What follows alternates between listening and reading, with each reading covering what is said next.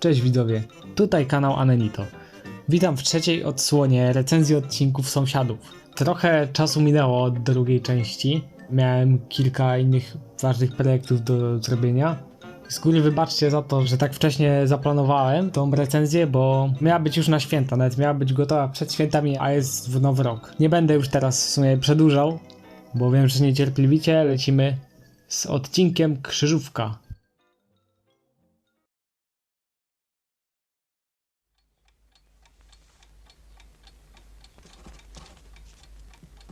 Odcinek Krzyżówka.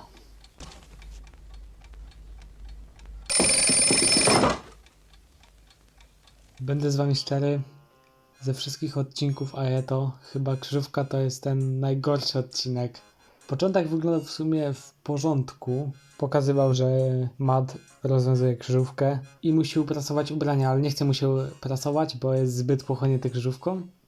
Potem był ten klasyczny żart, jak żelazko zaczęło przepalać stół i podłogę. Wtedy zrobiło się gorzej, bo ta scena była długo pociągnięta. Jeszcze tam była scena, jak żelazko przepalało podłogę, no to tam było tylko kilka zdjęć, które były zmieniane co chwila.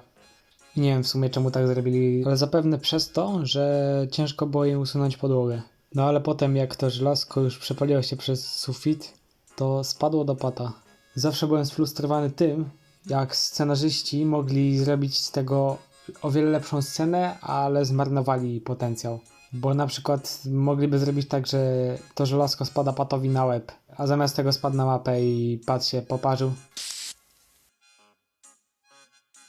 I do tego momentu minęły 2 minuty odcinka. Dosłownie nic się wtedy nie działo.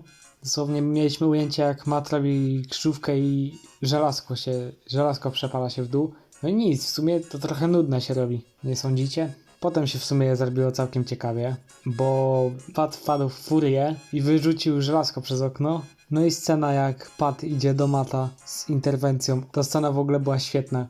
To był Chocholim w czystej postaci. Jeszcze jak Matt jest pochłonięty krzyżówką, on jest tak bardzo pochłonięty, że jak Pat pokazuje tę mapę, to i tak Matt go ignoruje i robi krzyżówkę.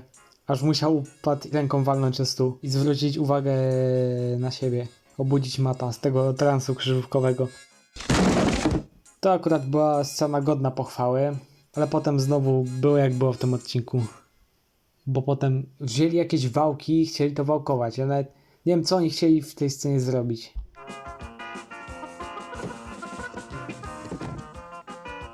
Jeszcze muzyka mnie tam trochę nie pasowała. Ale ta scena ma trochę usprawiedliwienie, bo jakby oni postanawiają, jak zrobić, żeby te wałki były w jednej pozycji. Sama budowa też była w ogóle mozolnie zanimowana. Nawet nie wiem, czy Chocholim nie zapętlał tutaj jednego ruchu kilka razy. Zawsze kiedy sąsiedzi robili jakieś rzeczy, przykładowo w odcinku meble na kółkach, to wtedy działy się jakieś takie pojedyncze żarciki przy jakiejś nudnej czynności, takie jak wkładanie kółek na meble. A w krzyżówce no właśnie tego nie ma. Po prostu jest zwykłe przybijanie gwoździ, wiercenie dziur.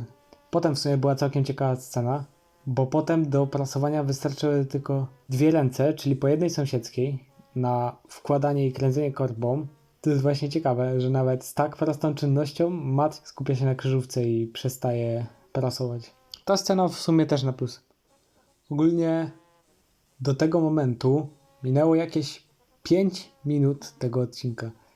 I w sumie w całym odcinku zdarzyło się tylko 2 razy coś zabawnego. No może 3 razy, bo jak to żelazko oparzyło Pata, to też w sumie śmieszne było całkiem. Po tej maszynie chcieli ulepszyć tą maszynę i zrobili jedną z maszyn, która jest jedną z najlepszych maszyn w Sąsiadach, czyli ta automatyczna maszyna do prasowania. Więc tutaj też jest zaleta tego odcinka. I teraz chyba najgorsze, co spotkało ten odcinek, czyli scena działania tej maszyny. Patrzymy na maszynę, że jest ładna, tak jest zbudowana, tak, ale to się ciągnie na tyle długo, że człowiek siedzi, no i się nudzi. I właśnie dziwne, nie mogli tutaj wypchnąć jakiejś ciekawej sceny podczas tego rozwiązywania, tylko jest sam dźwięk i ta scena.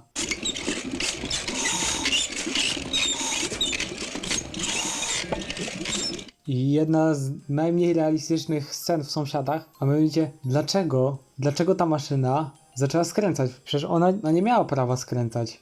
Ona stała w stałej pozycji i po prostu robiła pranie. Tak nagle te grabie skończyły swoją robotę i zaczynają ożywać i lecieć w prawo i w lewo.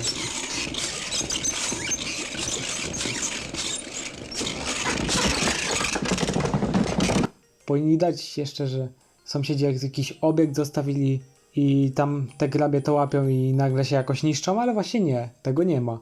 To jest jedna z najmniej rozumianych rzeczy w całych sąsiadach. I chyba tak dla mnie ta scena z tą maszyną jest jeszcze bardziej nudna od tamtej sceny w bujanym krześle, gdzie budowali to krzesło i było to tak bardzo przedłużone.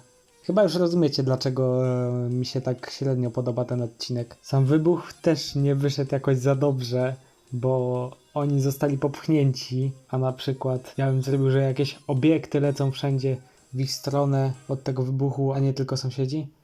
Chociaż wiadomo, twórcy też chcieli zrobić tą ostatnią scenę śmieszniejszą. Potem mamy tą śmieszną scenę, chyba najlepszą scenę z całego odcinka, moją ulubioną. Czyli to, że im się krzyżówka sama ułożyła przez wybuch. Że jeden nie miał tego, drugi nie miał tego i się tak razem uzupełnili. No i potem robią gesta Jeto, patrzą, a tu cały dom jest zniszczony. I napisy końcowe. I to tyle. Ale podsumowując, jak na 8 minut, działo się tu zdecydowanie za mało. W dodatku za scenariusz odpowiedzialne są 2 osoby. I oczywiście też rozumiem innych ludzi. Niektórzy też bardzo lubią ten odcinek, ale mi jakoś nie przypadł do gustu. Ja wiem, niektórzy mogą pomyśleć, że to może być taki specjalny odcinek o budowaniu, ale mi jakoś z Aeto to nie pasuje. Chociaż winiarze były też o budowaniu. O nich też się później wypowiem. Ale chyba oceniając na tier liście, tak waham się między C a D, ale jednak to jest Aeto, to chyba jednak dam C. Ale takie już bardzo naciągane. No to przechodzimy dalej.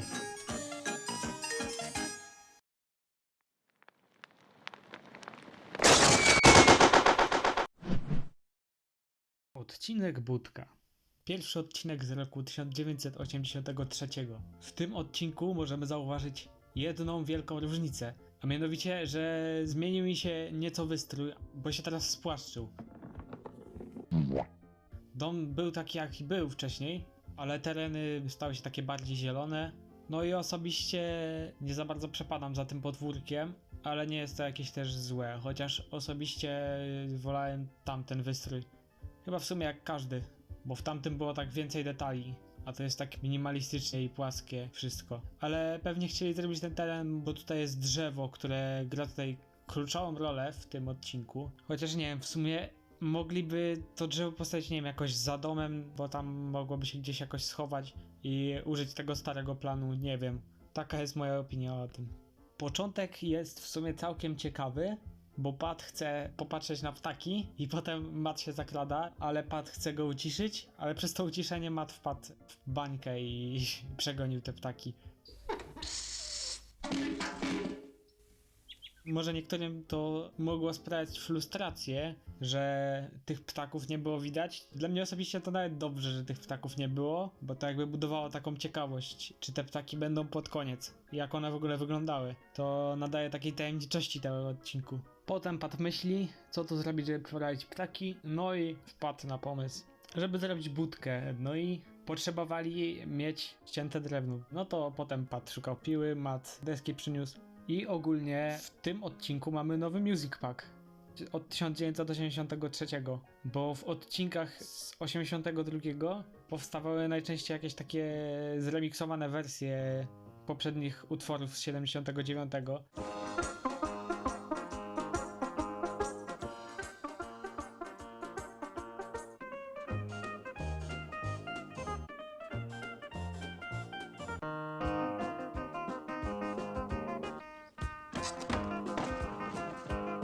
A tutaj w końcu mamy nową muzykę. Ogółem jak Pat szukał tej piły, mogło to się trochę długo wydawać, ale jednak też Kloss tutaj trochę uratował, bo jak entuzjastycznie Pat wyjmuje te rzeczy z szafy, to nawet jest całkiem ciekawie zanimowane. Potem tam po zorganizowaniu rzeczy Pat musi dolać benzyny i potem ją odpalili.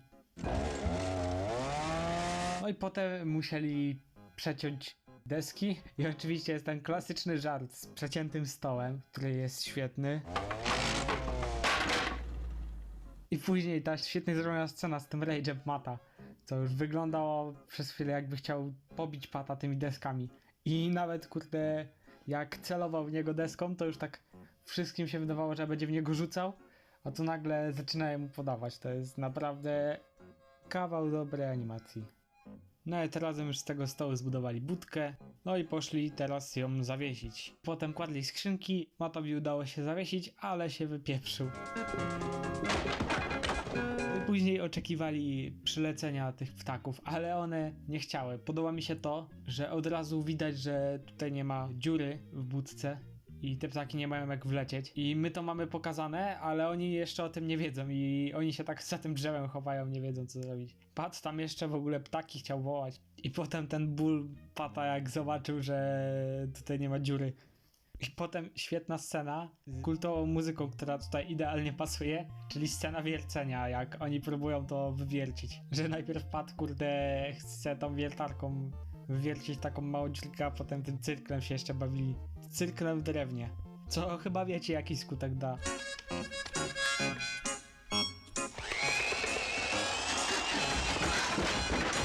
Ogólnie trzeba powiedzieć tutaj, że Kloss naprawdę się postarał przy tej scenie. Oj, jeszcze w ogóle zapomniałem, nie wiem czy zauważyliście, czy może bardziej usłyszeliście, ale tutaj jakieś budka ma taką wadę, że ma jakieś takie efekty dźwiękowe w słabej jakości. Takie jakieś wytłumione wszystkie. Nie wiem czym to jest spowodowane, ale w każdym masterze tak jest. Później Matt wpadł na genialny pomysł, czyli po prostu zrobienie dziury blenderem. Podoba mi się jeszcze ten taki mały gag, jak rzuca grabiami jak oszczepem w tą budkę, żeby zrobić to takie... Nie wiem jak to się nazywa, ale to takie, co ptaki muszą sobie mogą sobie wylądować. I teraz ta wielka chwila radości. Te ptaki zaraz mogą przylecieć. I nawet od tej radości tak Matt się odkleja, że go aż tak Pat, kurde, ciągnie. Co jest świetnie zanimowane. No ale niestety te ptaki nie przychodzą, no i teraz trzeba znowu kombinować. A więc Pat wpada na pomysł z najlepszą animacją skaczącej czapki. Budują im taką tacę jakby, wiszącą. Przy fajnej muzyczce oczywiście. Nowej, bo tu każdy utwór jest nowy. I znowu już kolejny raz muszą się pod tym drzewem chować. Znowu Pat łapie Mata, Mat już taki niecierpliwy. Chce jeszcze wyglądać za to drzewo, ale go Pat łapie. No ale nadal to nic nie daje. W sumie podoba mi się to, że Mat był taki niecierpliwy, a i tak Pat pierwszy wybiegł. I później leci szybka muzyka, oni wszystko tam zbierają jakieś rzeczy. Podoba mi się jak oni podczas ładowania tego, jak Pat ładuje cegłę do Mata, to jego tak bardziej do tyłu bierze i to jest tak fajnie zanimowane. No i później tam konstruują jakieś rzeczy. Świetny jest też żart z tym, jak Pat ten kapelusz zakłada i nagle Mat go na tym przełapuje i Mat to tak szybko chowa i to tak... I widać tutaj znowu emocje Pata, jak to chowa, widać jego strach w oczach. No i ogólnie potem już akcja się dzieje na jednym kadrze, jakoś przenoszą sobie rzeczy. Podoba mi się to, że Kloss próbuje zaciekawić tę scenę animacją, bo może się wydawać trochę nudna.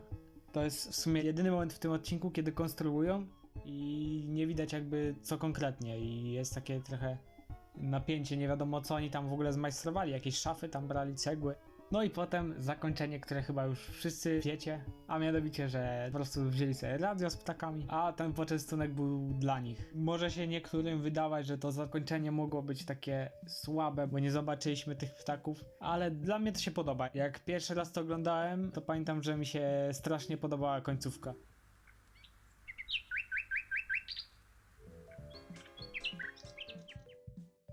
Podsumowując sam odcinek, jak dla mnie jest świetny. No jak wiecie, zbytnio nie lubię odcinków, w których się dzieje mało, w których jest wolno, jest dużo czasu na zastanawianie i nie ma jakoś miejsca na jakieś śmieszne rzeczy. Akurat tutaj budka mi bardzo pasowała. Miała taki w ogóle przytulny klimat z tym wystrojem ogólnie. I też wydaje mi się, że te wolne sceny były rozmaicane przez Klossa, co chyba... To jest też jednym z takich głównych czynników, dlaczego mi się ten odcinek tak podoba. I miał też świetną ścieżkę dźwiękową. Dla niektórych właśnie mógł się ten odcinek w ogóle taki bardzo nudny też wydawać, ale dla mnie właśnie ma dobre budowanie napięcia. Z tym całym czekaniem, z tym konstruowaniem.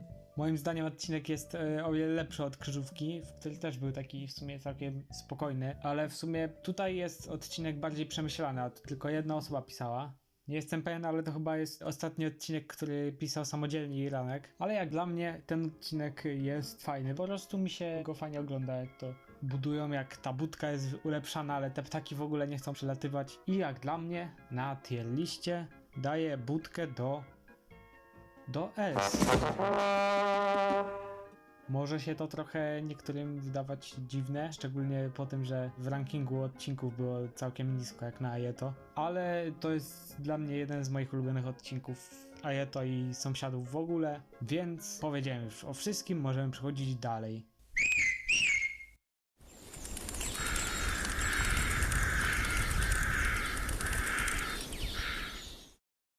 Odcinek Wielkie Pranie. Od razu na początku odcinka widzimy nowe wnętrze. Chyba ten rok 1983 należy do nowych wystrojów, bo jeszcze ich trochę zobaczymy. Widzimy tutaj pralnię, w której Pat próbuje zrobić pranie, ale niestety pralka mu nie chce działać. I ogólnie ciekawa rzecz jest taka, że jak Matt kuca, to mu tak dziwnie te kolana w bluzkę włażą, żeby to tak jakoś wyglądało, a wygląda i tak dziwnie. Potem tam oczywiście patrzy, że pralka nie działa, próbuje dosypywać proszku, nadal nie działa, ale nic nie działa tak sprawnie jak solidne męskie piersi. No i zadziałało, pralka się nagle zaświeciła na czerwono i zaczęła prać, ale niestety znowu się zatrzymała. I tutaj już nawet męska pięść nie pomogła. No więc Matt pomyślał, że to musi coś dobiegać ze środka, więc sobie podłączył żarówkę i wlazł do pralki. Oczywiście klasyczny żart, jak ktoś zostaje uwięziony w pralce, która się kręci. I ogólnie podoba mi się to, że właśnie nastawił tę pralkę i naprawił ją, ale jak już był w środku. Jeszcze też ciekawa sprawa, bo jak Matt się kręcił w tej pralce, to widać było jego wnętrzności. No i tak się kręcił, ogólnie była fajnie zanimowana scena, tutaj nawet użyli zamazania klatek, przez co wygląda to jeszcze szybciej. I ogólnie nie wiem, czy wy to słyszycie, ale jak tak się przyjrzycie, to można usłyszeć efekt dźwiękowy ich kabrioletu.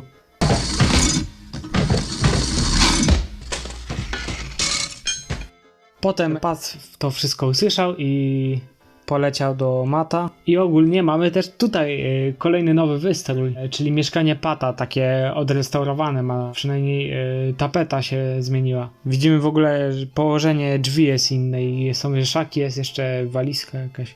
Ale mniejsza z tym. Potem patrzy na niego, a tu w ogóle całe pomieszczenie porozwalane, pralka rozwalona. Jeszcze Matt z tym bębnem na głowie.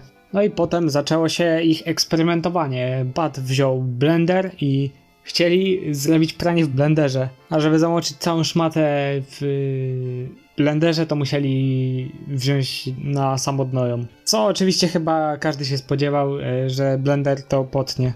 Ogólnie fajna muzyka wtedy leciała.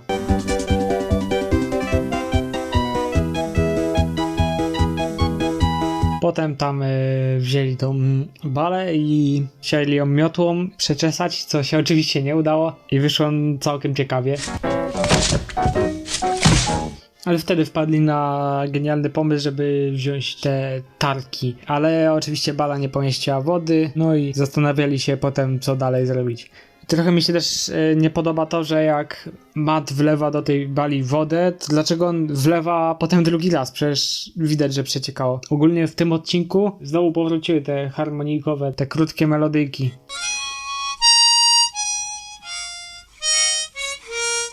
No to potem Pat w sumie wpadł na dobry pomysł, żeby wziąć wannę i tam użyć tych tarek. I pomysł w teorii niezły, to potem w praktyce wyszedł słabo. No to znowu Matt wymyślił, że pozbędą się tych tarek i najlepiej byłoby użyć wiertarki ze śmigłem. Oczywiście wiadomo, co się pod koniec potem stanie przez to. Ale Pat też wpadł na ciekawy pomysł, czyli regulator wysokości. Tam już potem nawet tylko jedna osoba była w stanie robić pranie, bo Matt mógł sobie przybijać dziury w ścianie, co oczywiście mu się nie udawało. ale potem walnął do drzwi. Trochę nie rozumiem, czemu on to przystawił krzesłem. Przecież można było po prostu trzymać zamknięte drzwi. No ale to tam dla upewnienia się też zamontował, w sumie racja. No i potem po praniu Matt zaczął tam te klamry rozwieszać, czy jak to się tam u was nazywa, co też fajnie wyszło w animacji. Potem była głupia scena z tym, jak Matt chce se zrobić stolik i kładzie żelazko na brzegu. Ale szybko znalazł metodę, po czym od razu Pat przychodzi do niego i pokazuje jedną wielką masakrę ubrań. Chociaż chyba każdy mógł się tego zakończenia spodziewać. Dosłownie nawet Matt usiadł i się załamał. Ale potem Pat go pocieszył, bo zrobił to takie urządzenie do szycia. To się jakoś nazywało, ale nie pamiętam jak. Ale potem zrobili ajeto i wzięli się za szycie. No i potem szli z harmonijką jeszcze do rytmu. I ogólnie ta scena fajnie wyszła. No ale potem się odkleili i zaczęli szyć nie te ubrania co trzeba. I potem przyspieszali i zrobili jakąś długą szmatę.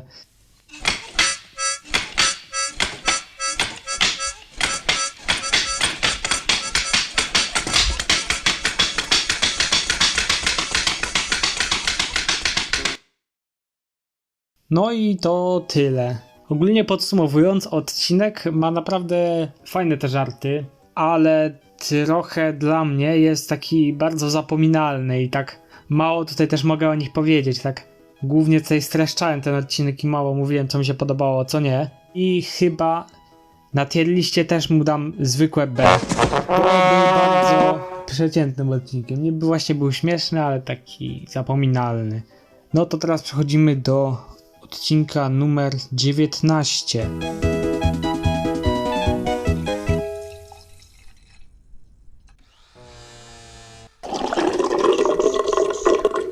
Odcinek siłownia. W tym odcinku widzimy, jak sąsiedzi oglądają telewizję i oglądają w niej podnoszenie ciężarów. I tutaj jest taka mała rzecz, do której mogę się przyczepić. A mianowicie, że sąsiedzi się tam kompletnie nie ruszają, jak oglądają tę telewizję. I nie wiem, czy to jest tak zrobione dla komedii, czy nie, ale wygląda to trochę dziwnie, jak oni tak w bezruchu to robią. Nie mogliby robić na przykład, że się drapią po głowie albo coś takiego, patrzą się na siebie, ale chociaż tam sobie Chocholin oszczędził trochę czasu na animowanie, bo potem reszta odcinka w animacji wyszła naprawdę w porządku. Potem nagle tam telewizja zaczęła się psuć i oni próbowali ją tam naprawić jakimś pięścią męską, jakimiś śrubokrętami, nożyczkami, ale to nie zadziałało, więc próbowali zrobić sobie własną siłownię. I wtedy zaczęła się zabawa z tym odcinkiem. Do tego też brali rekwizyty, Pat szukał sprężyn. Podoba mi się w ogóle, że tam pod fotelem on trzyma jakąś piłę łańcuchową i wiertarkę. No i wzięli te sprężynki i oni są absolutnymi debilami i myślą, że te sprężyny działają w ten sposób, że trzeba je naciągnąć do pełna, a to nie jest prawda, bo trzeba się trochę wysilić. No i próbują ją naciągnąć do pełna i próbują w 4 ręce, ale im się nie udało i potem przykuwają to do grzejnika. No i oczywiście wiadomo, co tu się mogło stać. Potem Matt zobaczył, że tam obok tej szyby, gdzie tę półkę rozwalili, to tam była książka i tam mogli zobaczyć coś mniej bezpiecznego, czyli po prostu domowe ćwiczenia. Więc potem zaczęli ćwiczyć. Ćwiczenia ogólnie ładnie wyszły w animacji Chocholinowi. Ogólnie chyba to jest najlepszy odcinek, jaki zanimował Chocholin dla mnie. No i potem tam brali sobie coraz trudniejsze ćwiczenia, z którymi sobie nie radzili. I też trochę taki mały błąd, ale to chyba było zamierzone, że jak oni tam upadali do tej książki, to tak nie było słychać efektów dźwiękowych i to tak dziwnie trochę brzmiało. Ale to wydaje mi się, że specjalnie dlatego, żeby muzyka leciała. Potem sobie zrobili trampolinę z materaca. I ogólnie podoba mi się, że musieli podwyższyć sufit, żeby zrealizować tą scenę. W sumie jak oglądałem to za pierwszym razem, to myślałem, że będzie żart typu, że Pat wali głową o sufit.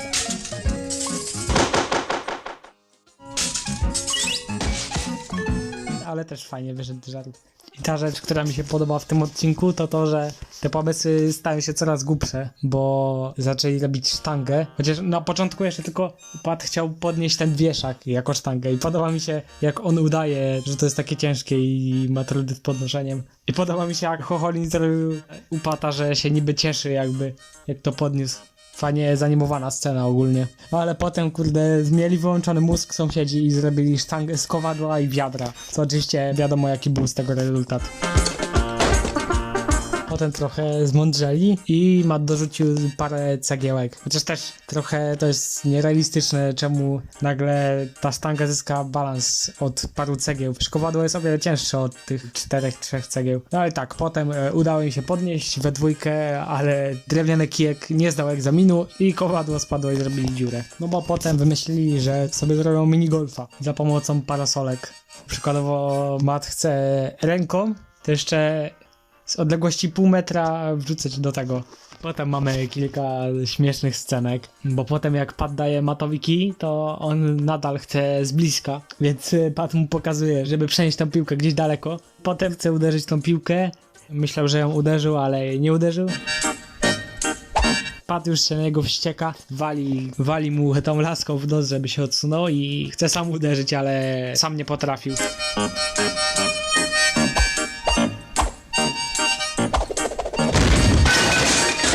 No i potem wpadli na pomysł, że z laski i parasolki mogłyby być dobre szpady i zaczęli się bawić w szermierzy i to też bardzo fajnie zanimowana była scena.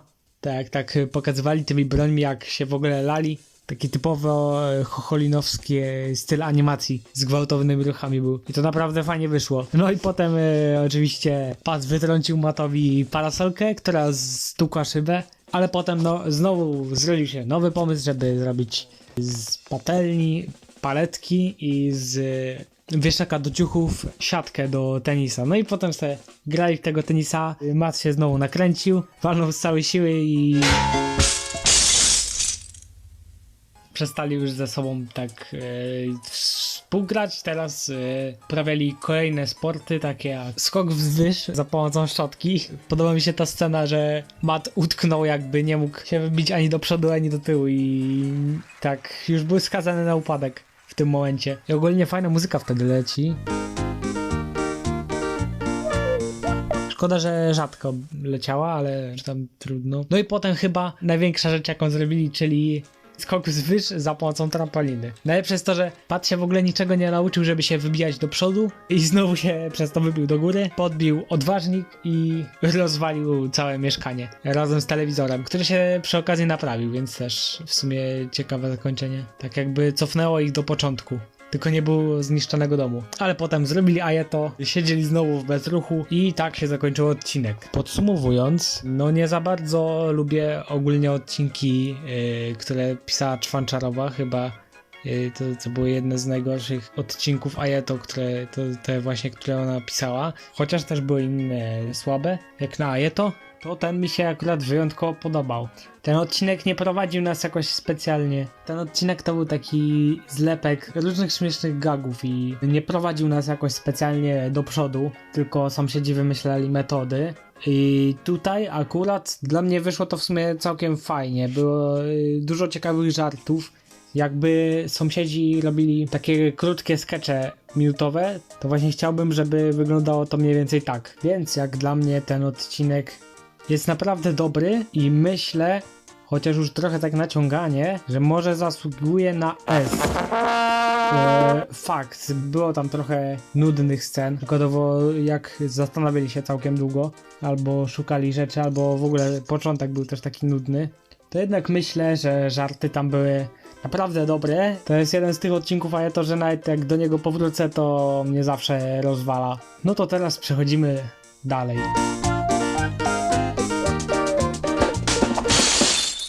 Odcinek Majówka. Albo Śniadanie na trawie, jak kto woli. Albo jak ktoś jest wielkim fanem oglądania Sąsiadów na Fokusie, to Śniadanie na trawie Majówka. Ten odcinek jest ciekawy, bo To jest odcinek o sąsiadach w terenie. Na samym początku Pat i Matt szukają miejsca do urządzenia sobie właśnie tego pikniku na trawie. No i udało im się znaleźć. Więc Matt zrobił drifta, zahamował i wywalił Pata za auto. Potem zajęli się rozkładaniem koca i jedzenia. W tej scenie mamy nowy utwór, który jest moim zdaniem świetny.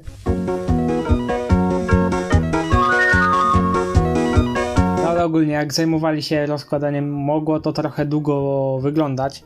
Szczególnie był taki kadr, gdzie pojedynczo tak ręce kładli i to trochę wolno wyglądało. I tu też była ciekawa scena, jak próbowali na tych kocach usiąść. Ale nie mogli, bo za każdym razem dostawali w dupę od natury. Bo zawsze musieli na czymś usiąść.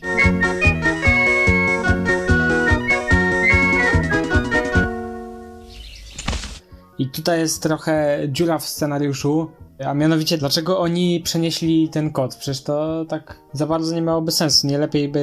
Nie lepiej usunąć to kretowisko, a potem już sobie wygodnie usiąść? Tak dla mnie jakoś takie dziwne to jest. Potem znowu jeszcze powtórzyli żart z Mattem, tym razem bardziej bolesny, bo tam kolec był. No i potem właśnie nie wiem czemu, teraz już nawet była scena, jak Matt wywalał ten kolec i potem ten koc przenieśli. Właśnie nie wiem w sumie po co. Widocznie tutaj fabuła nie była przemyślana. Ogólnie fajną mieli tą animację, jak tak szybko wstawali przez chocholina. No ale dobra, potem już bali się na tym usiąść i powoli to śniadanie już nie było na trawie, a na krzesłach. A nawet i nie na krzesłach, bo Matt miał trudności z otwieraniem. Tak dosłownie miał trudności. Bo potem wleciał w coś tam, nie wiem co to jest, chyba ziemniaki jakieś.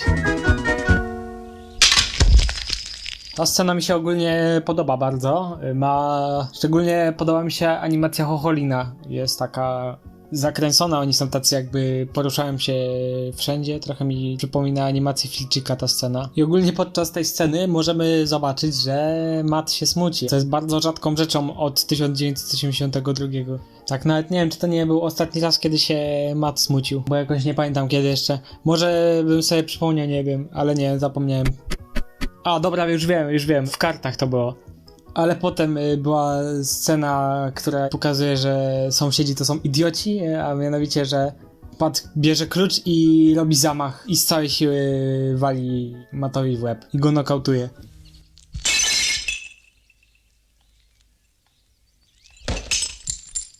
Więc próbuje, tam bierze sobie wodę w garść i próbuje polać Matta tą wodą, ale mu się nie udaje, więc bierze kran i robi z tego źródełka, co tam leciało, wodę, którą może sobie odkręcić w każdym momencie. No i obudził Matta i od razu dostał olśnienia, że skoro mają darmową wodę, to mogą sobie za darmo umyć samochód. I w tym momencie znowu zaczęło się nudno, chociaż fajna muzyka przygrywa przy tym, ale i tak nudy, bo tak teraz przez długi czas, czyli jakąś prawie minutę, będziemy teraz patrzeć, jak Matt będzie po prostu szorował samochód i zabierał wodę od Pata i to się takie nudne robi. Potem się w sumie coś zaczęło dziać, bo ta piana zaczęła zjeżdżać w dół. O Jesus kurwa, ja pierdolę. Tsunami z my zalewa nasze żarcie. Asio do budy. Te wołania na nic się zdały, trzeba ewakuować to wszystko gdzie indziej. No i potem w sumie teraz zobaczyli, że narobili w jedną wielką kałużę plamy. No i musieli tak przykryć, więc wyjęli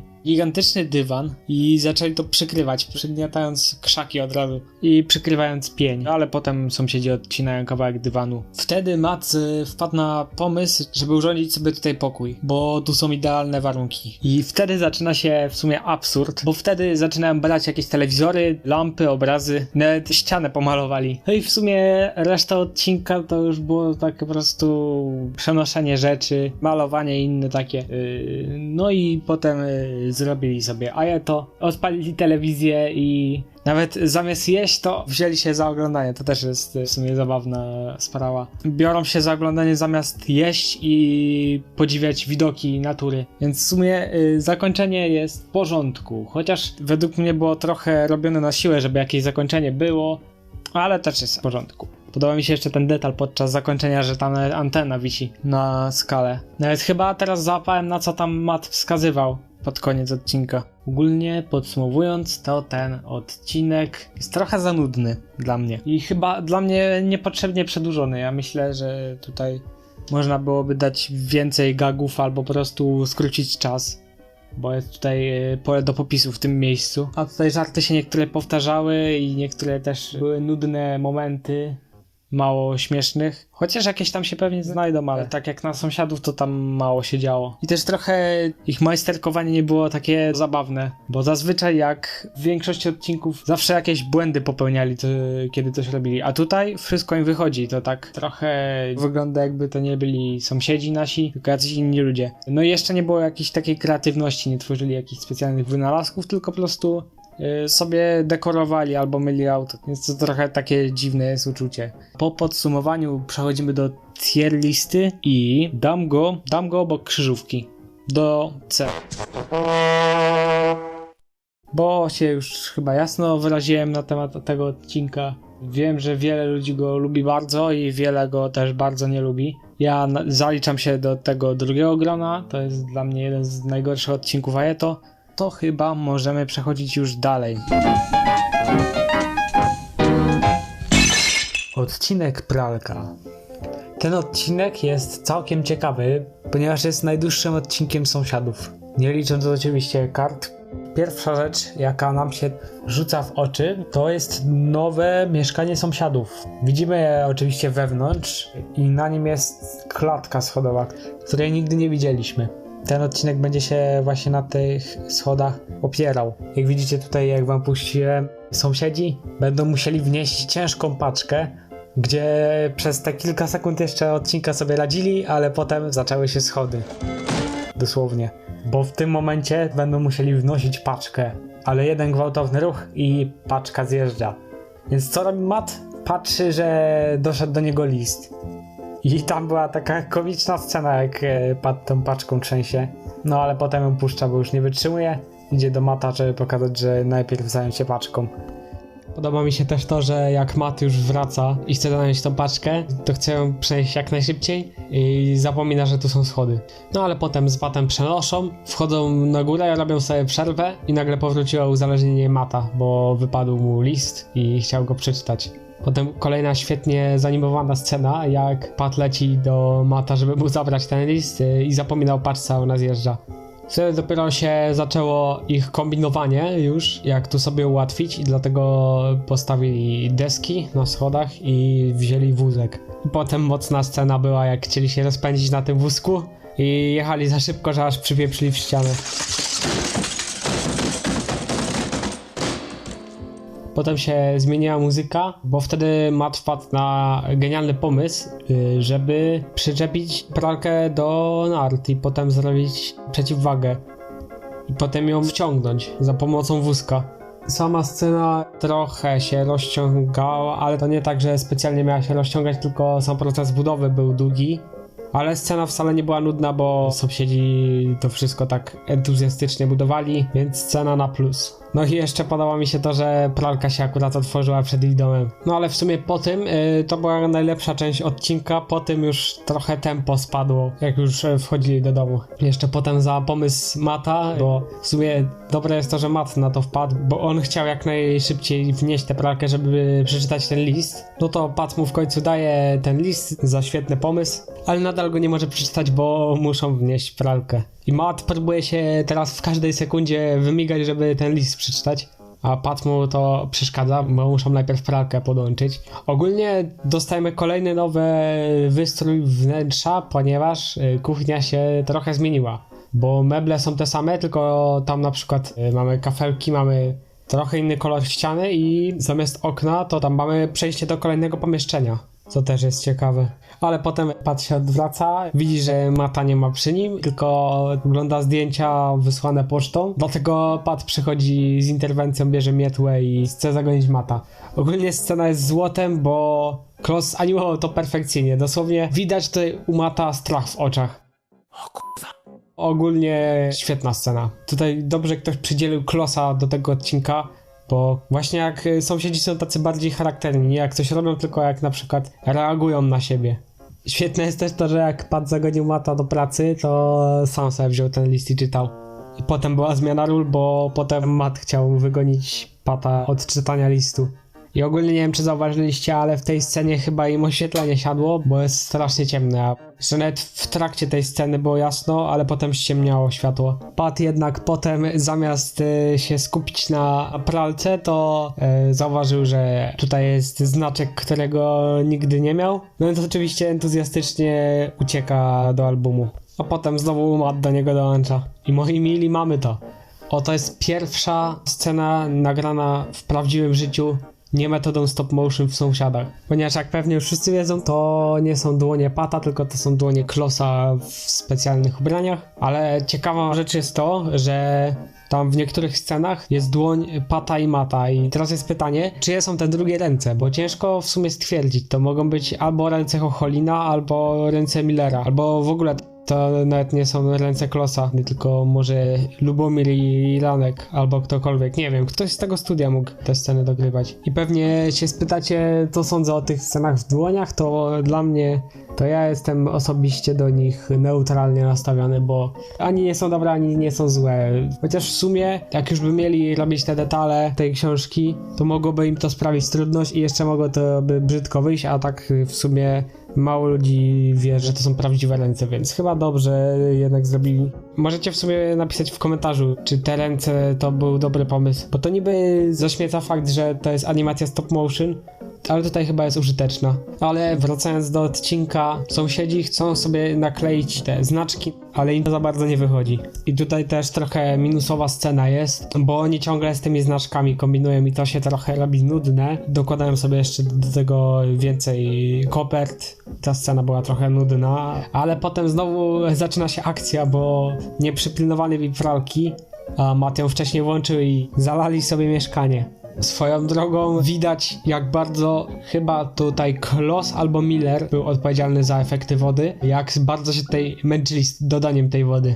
Bo nawet tutaj, jak widzicie na tym kadrze, jest podłoga widoczna, której chyba nie powinno tutaj być. Ale dobra, oni myślą, że przyczyną powodzi jest to, że tam rura cieknie z tyłu, dlatego Pat wpada na pomysł, żeby wziąć plastelinę i zalepić to. No i potem znowu wracają do wycinania, bo tam dosłownie Matt wpadł na pomysł, żeby znaczki wyciąć. Potem nie zauważyli, że to nie z pralki cieknie, tylko po prostu z rury, której nie podłączyli. I potem im wszystkie stoły i listy zaczęły odpływać i musieli je ratować. I potem zaczęli ratować pralkę i w sumie tutaj mamy świetne zakończenie dla mnie, bo najlepszym rozwiązaniem na wycinanie znaczków była pralka, którą ciągle ignorowali. To jest bardzo dobre zakończenie. No i ostatnie sceny to już było w sumie to, że już ich te ubrania w ogóle nie obchodziły.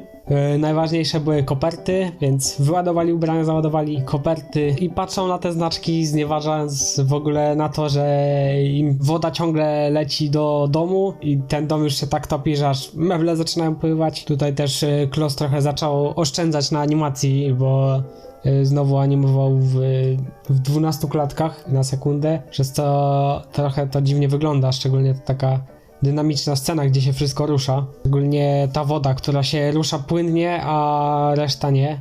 Ale ogólnie zakończenie wyglądało dobrze. No i potem ściemnienie, napisy końcowe i ogólnie nowa muzyka, która się pojawiła tylko raz, a szkoda. Sam odcinek podobał mi się, jak widzieliście. Miał ciekawe sceny i ogólnie odcinek był bardzo kreatywny i miał ciekawe sceny, też dużo slapsticku na początku, chociaż końcówka może się trochę wydawać nudna, to ten odcinek wcale zły nie jest. Ma naprawdę solidną animację Klossa i jest jednym z najlepszych z 1983. Na tej liście dodałbym go do, tu mogą się niektórzy zdziwić, że nie do S, ale dam go do A, bo ten odcinek jest dobry, ale jest trochę nudnawy w niektórych momentach. Jeszcze może jakbym to robił jakiś rok temu, to dałbym to do S, ale chyba A to też jest porządna ocena. Wydaje mi się, że były w sumie lepsze odcinki od pralki, ale temu na pewno jest bliżej do S niż do B, więc możemy przechodzić dalej. Odcinek Deszcz. Ostatni dzisiaj omawiany odcinek i ostatni odcinek z roku 1983. Pierwsze, co się nam rzuca w oczy na ten odcinek, no to kolejna scenografia i to jest bardzo dziwne, bo znowu zmienili scenografię. Jeszcze w budce rozumiem, dlaczego zmienili scenografię, bo mieli pod domem drzewo, ale w deszczu już tego nie rozumiem za bardzo. Ja to bym zostawił taką scenografię, jaka jest przynajmniej w odcinku Budka, a nie zmieniał na kolejną. Ale dobra, już scenografii nie będę się przyczepiał. Teraz przejdźmy do odcinka w ogóle. W tym odcinku sąsiedzi chcą sobie zrobić obiad na podwórku. No i tam przyszykowali sobie jedzenie i potem Matt chciał ugotować ziemniaki, ale niestety nie mógł, bo jak wyjmował zapałkę, to mu kropla gasiła zapałkę. To był dobry żart, jeszcze potem podejrzewał Pata o to, że mu zdmuchnął tę zapałkę, ale potem okazało się, że deszcz zaczął padać, no i musieli uciec do domu. No i tam była ogólnie przyjemna muzyczka, trochę pozmieniana z budki. Potem tak właściwie nic zbyt ciekawego się nie działo, po prostu zanosili jedzenie i rozpalali. No i potem znowu musieli podgrzeć i też ciekawa scena była, jak Matt chciał też w domu zapalić, ale nie mógł, bo mu przez dziurę kropla gasiła ciągle zapałkę. Później tam Pat wziął ścierkę, założył na dach i potem znowu ta mocna scena, jak mu ta ściera na łeb spada. Zaczęło się lać coraz mocniej. Następnie Pat wpadł na kolejny dobry pomysł, żeby podstawiać pojemniki pod miejsce, gdzie się leje deszcz i przez to mieli deszczówkę. Potem użyli to w późniejszym odcinku. Ale potem znowu była scena, która była taka mocno przedłużona, czyli po prostu sąsiedzi czekają, aż deszcz minie. I to było moim zdaniem powolnie zrobione.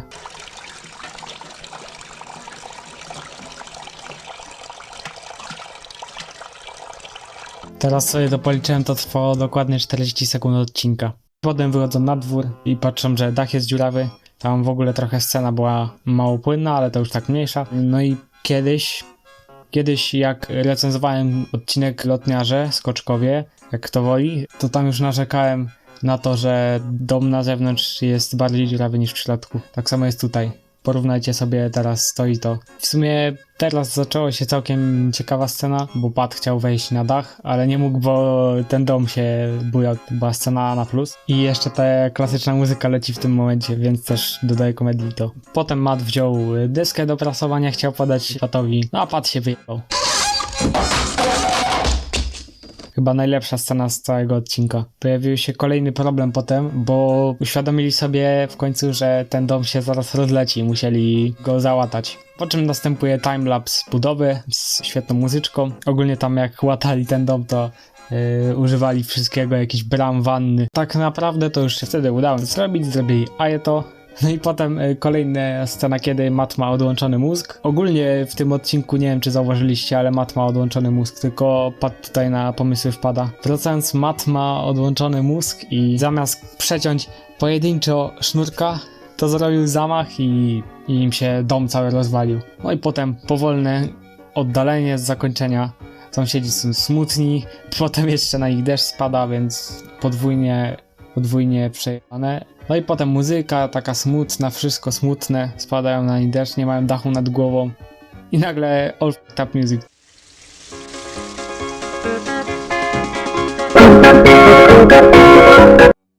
No i to tyle by było o tym odcinku.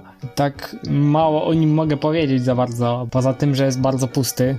Dlatego też mało go tutaj pewnie recenzowałem na tle innych. Ale ogólnie widzę intencje twórców, scenarzystów, Wendulka Czwanczarowa głównie.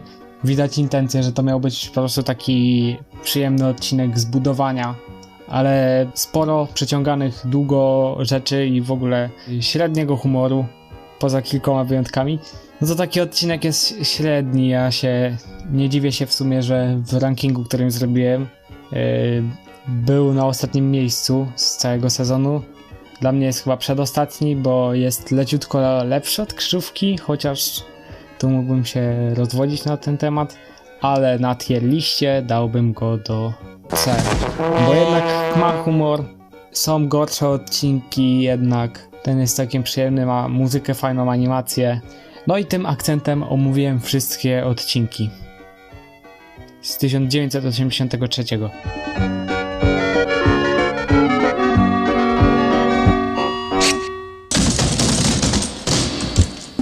Odcinek wycieczka. O tym odcinku powiem szybko, bo mi się kończy miejsce na taśmie.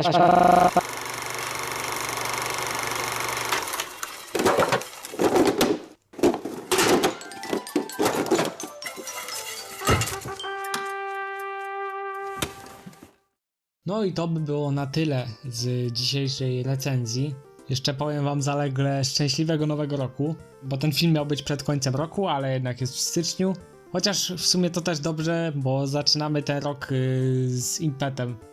I ja się z wami żegnam, ja byłem Anenito i cześć.